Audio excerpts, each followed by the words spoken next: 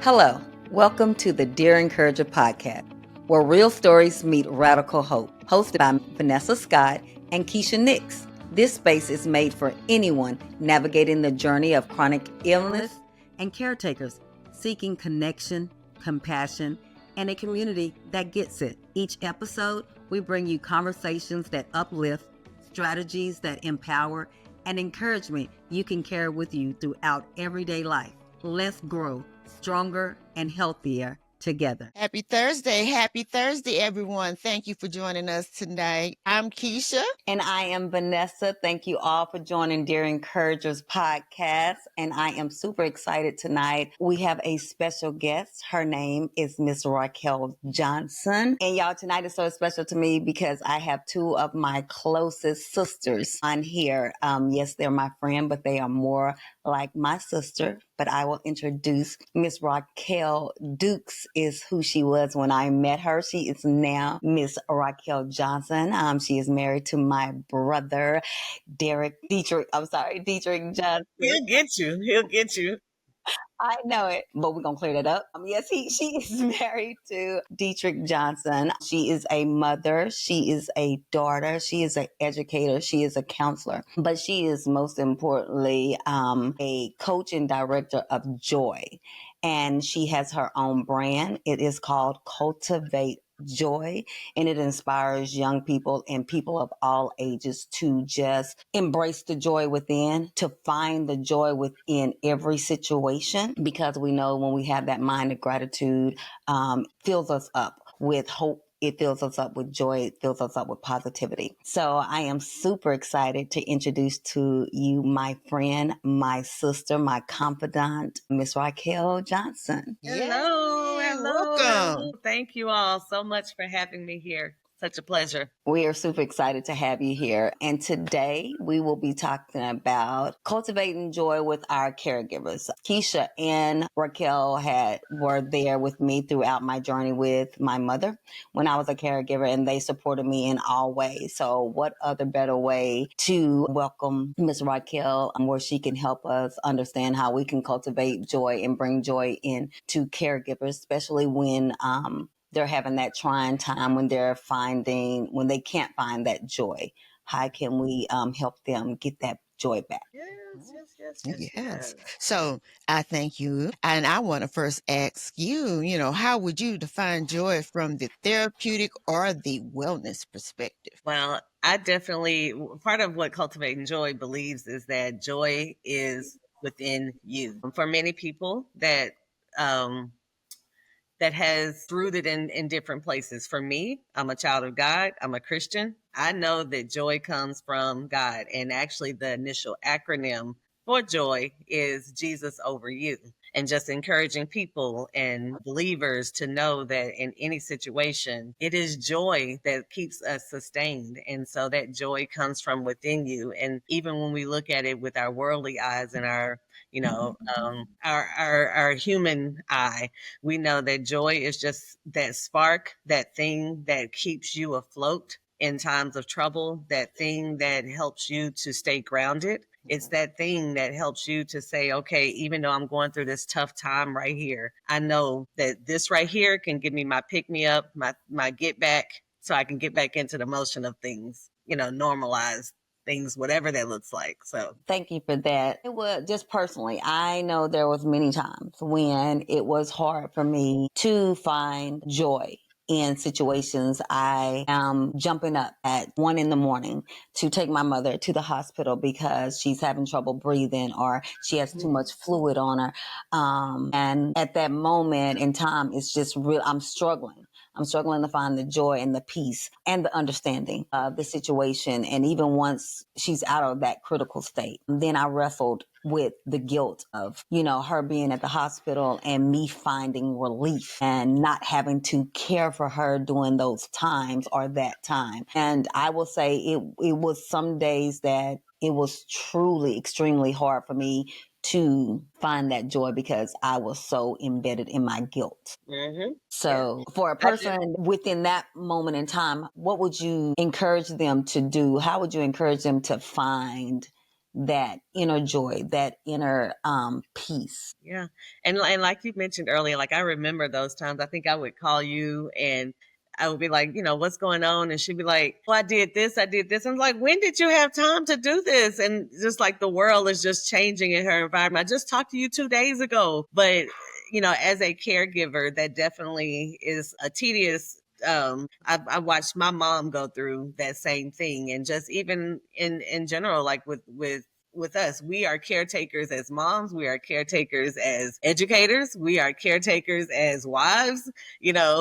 It's a daily task. And I think for so many times when you're in the midst of those things, it is hard to detach because you're trying to make sure you're doing what's best for that person. It takes a lot of trust to do that as well. And I think as caregivers, sometimes we don't trust that anybody else can do it as well as we do it. So that's hard to give up too. That's hard for us to say, okay, well, I'm gonna take a break today and let somebody else do it. And that's the part that you have to be able to trust. And one thing I tell my girls every day, whenever there's a hard task ahead of them, is to trust God more than you trust yourself. As caregivers, I think that's important because we have to trust that if God sends us somebody to give us a break, that he's going to take care of the loved one. Is that 100%? Nope. But we have to trust God in those moments and just making sure that when we get the opportunity to have a break, we are doing those things to truly give ourselves a break or giving us that pep. Or even for me, I have to surround myself with reminders. Even when I can't get a break, I'll use my desk at work.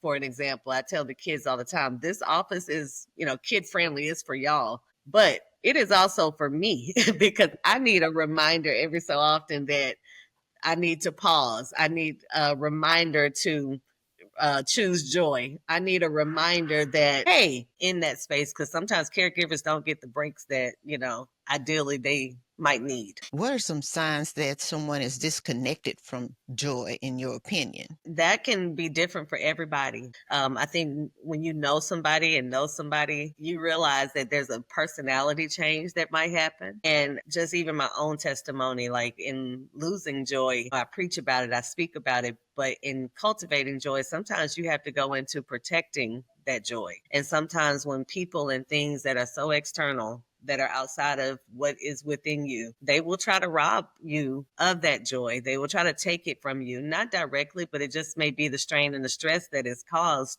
by the interaction. And I know for me, depression is a big sign of it. And sometimes you're in the midst of depression and you don't even realize, when did this happen? Where did it come from? How did it happen? And I know for me, like I was doing everything to score myself low on things because I felt like I wasn't okay, but nobody else was really catching it.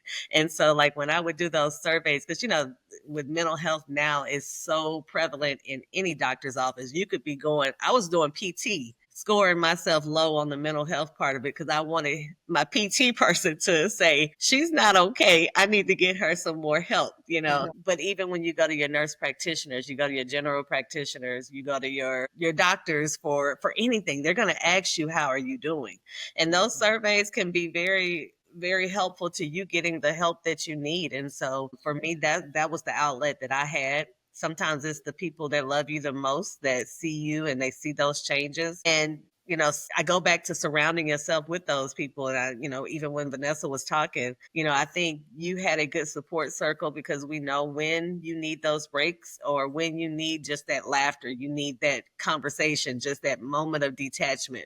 Let's go do this because I know you got to jump back into the grind of things, but I see that you are struggling. So can I give you a hug? Can I give you a smile? Can I give you a drink? Something, to get your day, some chocolate, something to get your day going. So they need to be encouraged. They need people that's watching them. And Vanessa knows that whenever I'm going through challenging things, I live by accountability measures, meaning that I want somebody to know what's going on at any given time, whether that be my husband, whether that be my best friend. If they find me passed out on the floor, they're going to say, oh, she called me and said X, Y, and Z was going on, So just those little signs that you can see, notice what you're noticing with your loved ones, with those that are caring for other people too. Yes, yeah. Now I'm on the other side of the the spectrum. I know Vanessa is the caregiver, so that's why we work so well together. Because see, I am the one who has been taken care of, although I have also been a caregiver in the midst. But I think I'm trying to find the PC way of saying this, but sometimes I wonder if people ignore the signs because they don't want to be bothered. You know what I'm saying? So, Absolutely.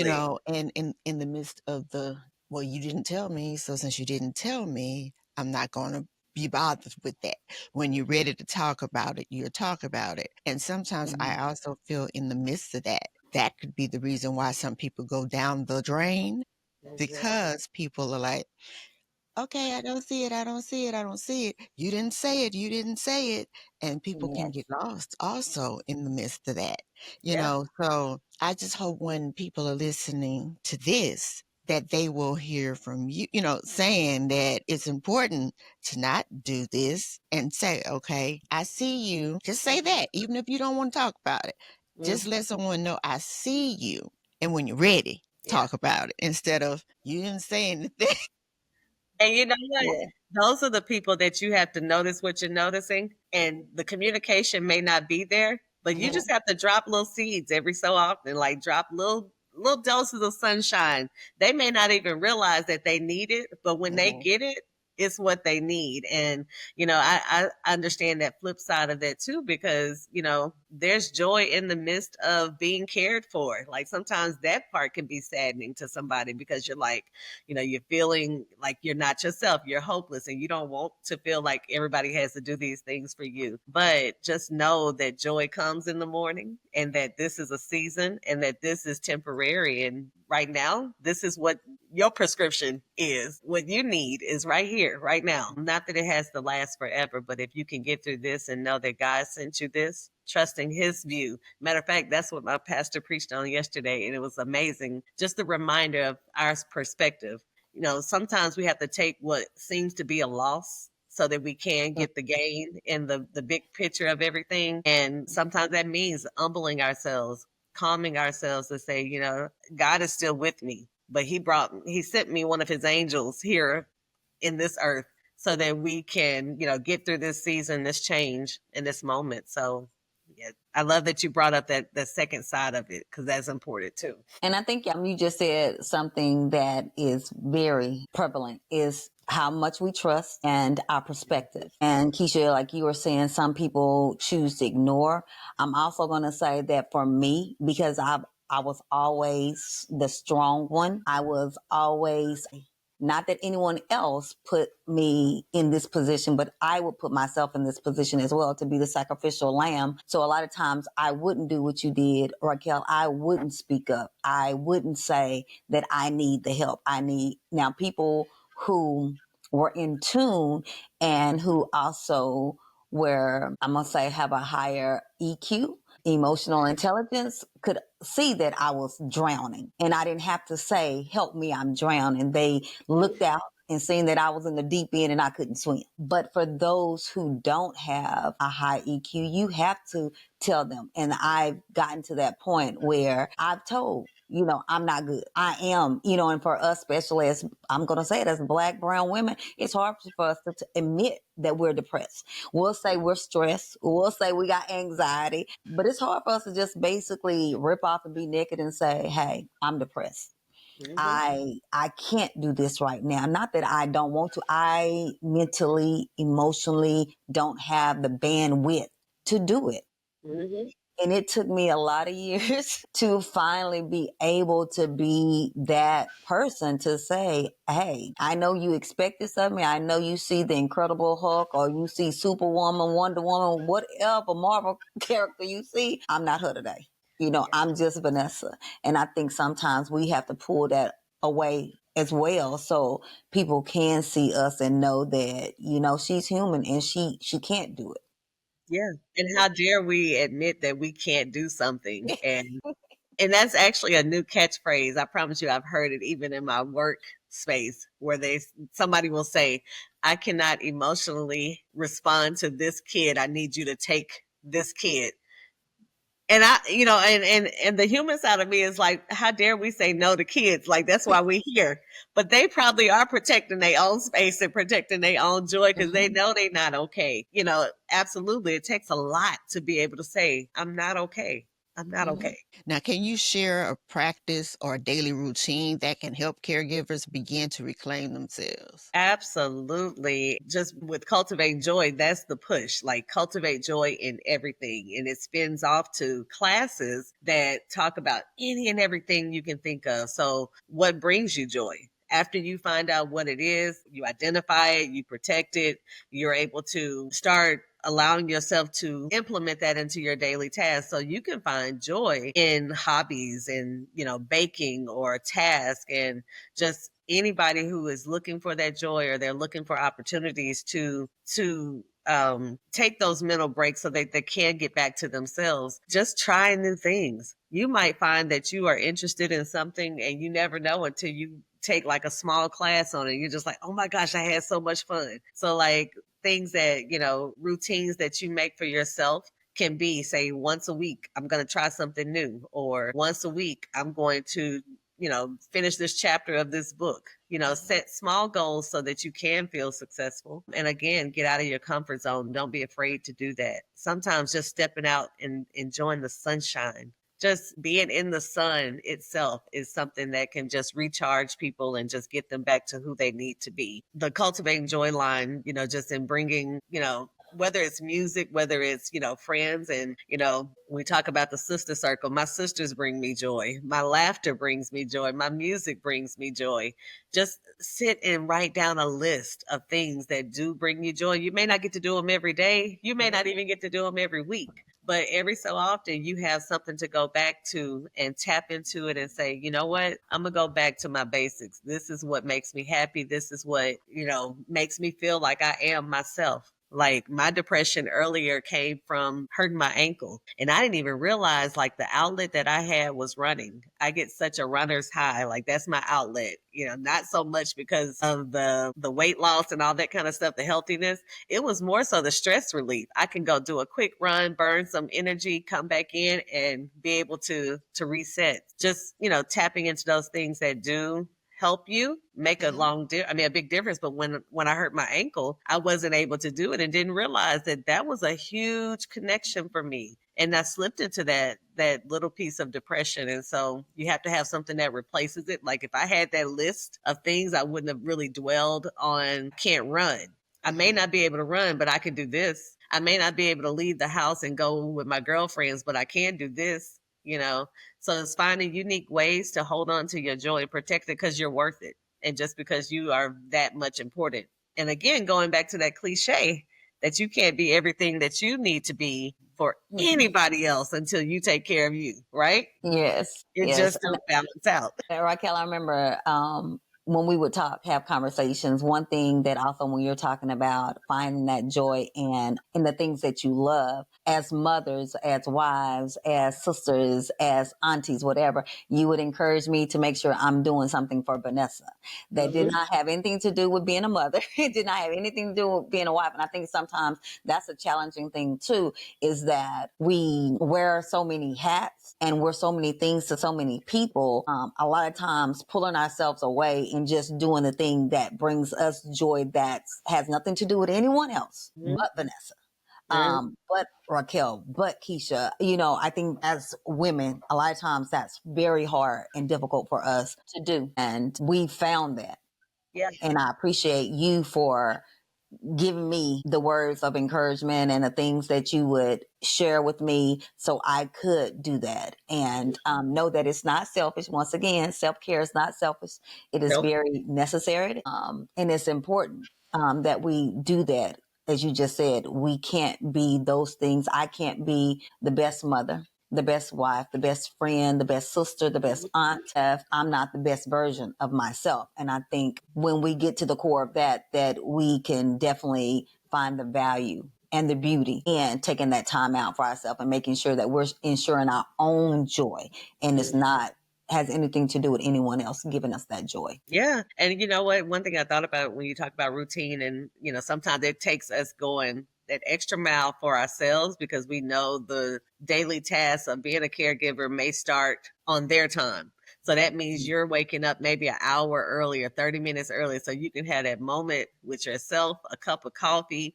You know, my mom used to do that a lot. She would wake up, have a cup of coffee because she knew in those 5 or 10 minutes of just getting that sip of coffee, that might be the only moment she had for herself that day. I think for myself, even just as a mom, you know what time the kids have to get up. You get up maybe 30 minutes early so you can stretch, talk to Jesus, get what you need to get. And then that other unique moment, this is crazy, but I found so many women relate to this, is shower moments. Shower moments where you are in there with God and you can let out that wail, that cry, do whatever you need to do so you can reset, get it out. Because that's another form of finding your joy, is just finding opportunities to just let your emotions out. Because so many times, we're holding on to our emotions so that we don't break down in front of the person who needs us to be that strong person, right? But those shower moments, I promise you, very important. I agree. Those shower moments are those great moments, Uh-huh. And sometimes I've been told, well, questioned like, "You all right? Why you were in there so long?"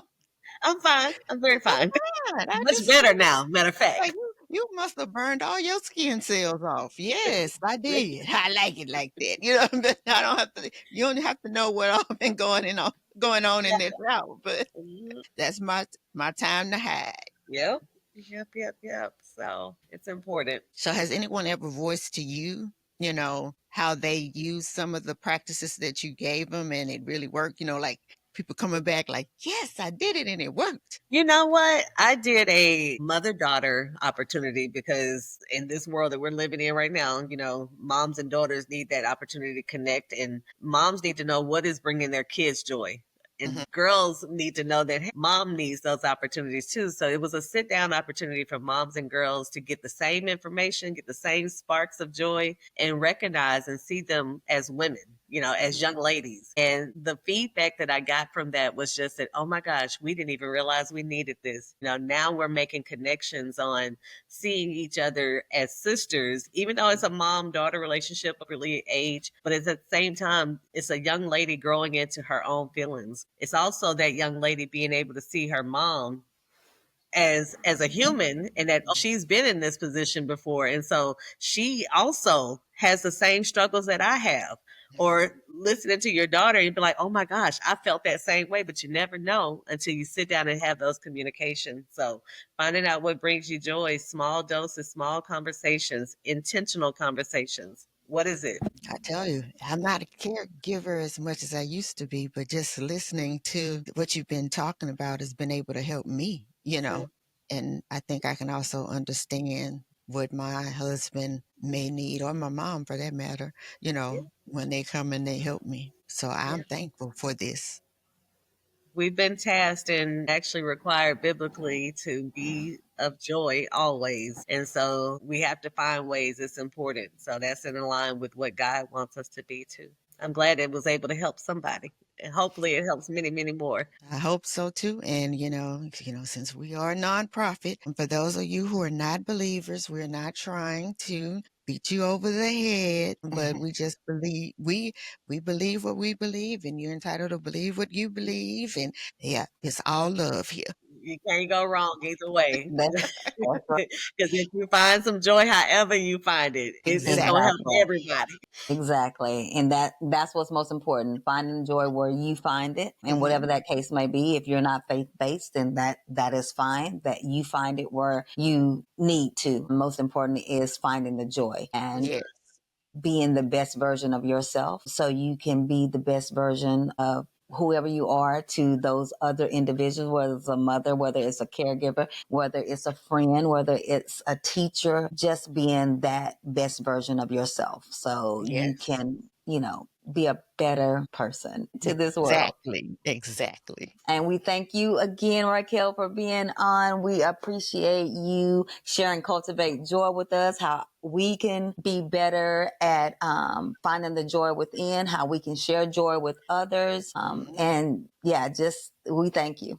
I thank you for being here. I thank you for being a friend. I thank you for sharing joy and pouring joy into me and to others. Yes, You and are please so don't welcome. be a stranger. Please don't. Yes. Yes, yes, yes. I will definitely say like right now I'm kind of local based and a lot of like social media, but I do have joy boxes that I give to people who I love and adore, and I also sell them as needed just to spark joy, just reminders of self-care and how to just be the best person they can be, and how to spark joy even in that small moment. So Well, please give us that information and we'll be happy to put it in the comments, in case anyone is interested in that. That sounds like a great resource. You never know. Yeah. Sometimes it just takes that one little uh can't little even think of spark. the word. That one little I'm spark, waiting for that my I will have to get you all a box so y'all can like reveal it for me here on your yes, platform. yes, yes. absolutely. Yes, That'll be awesome. I love it. I We love would it. love that. Partnership. that's right. Well, thank you again for joining us tonight. I hope you enjoyed our conversation. I know I did. But always know that you can support us because we're a nonprofit, and with nonprofit, it takes support. So feel free. You can support us on dearencourager.org. You can always donate there. You can donate in multiple ways. You can see how you can do it there. I'm not going to list it, but please share our podcast with your friends, your family, your your mailman, anyone. And we can be found on Spotify. We can be found on Apple Podcasts, YouTube, Facebook, Instagram, TikTok. Anywhere you find podcasts, we're there. Okay. So we're Dear Encourager at Dear Encourager. And we are just so glad that you tuned in tonight. All right. See you next week. Thank Bye. you. Bye-bye. Bye-bye. Thanks again for tuning in to Dear Encourager. We hope today's episode brought you comfort, strength, and a reminder that you're not alone. Your support helps us grow this space of hope and healing, one listener